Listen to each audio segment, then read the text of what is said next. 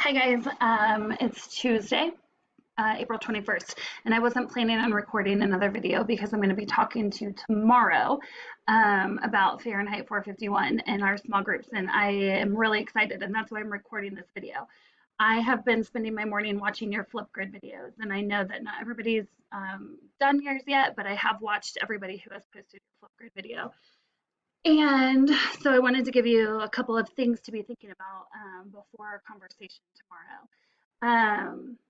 First, I'm super excited about your thoughtful responses to the book, whether you loved it or hated it or were disappointed.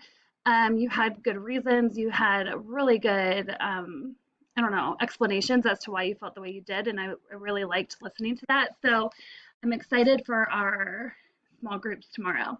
So I do want to make you, I want to put a couple of things on your radar that I want you to be thinking about. And if you get bored today for some reason, think about these things.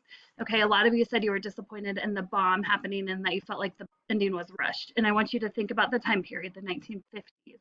Why is the bomb significant? Also, think about the fact that this is a super corrupt society. A lot of you said you wished that they would have fought back more than they did. Why do you think total destruction had to happen? I want you to be thinking about those things. And I had a couple of you mention the mirrors. So think about why you think that's significant. There is so much symbolism that we will unpack at the end of this book.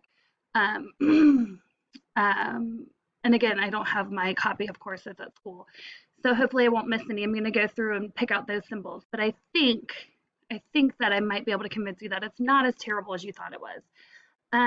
Some of you, I really loved your feedback. I put little stars next to your name. Let's see, Braylon, you gave it a 10 out of 10. That made me happy. Aiden, you made me laugh out loud. Also, I really appreciated your feedback. Gabe, I felt like you were thoughtful in your feedback. Brad, I'm concerned about you. I hope I hope that you're okay. Somebody text Brad. Brad, you need to go outside and get some fresh air because I think you might be going crazy. Yeah, yeah, I really do. So, okay, not really, but I appreciated your feedback. I was entertained by your feedback. I also was worried about your well-being when I was done listening to your talk. Oh gosh, who is this? Sarah Perkins, good feedback. Drew, I liked your take on Mildred, and I think that we need to unpack her character later because I think that you notice um, the importance of her. She's more than just this one-dimensional character.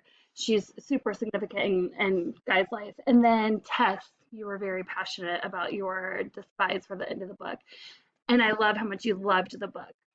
I think I can convince you to like the ending. So we'll talk about it tomorrow. But I want you to think about the ending. Why do you think this bomb had to happen? Why do you think Guy ends up walking away? Why do you think that him leading these men is significant in the growth of his character? So think about all those things. My puppy just ran out the door with a burrito in his mouth. Not sure where he got a burrito, so I'm gonna go.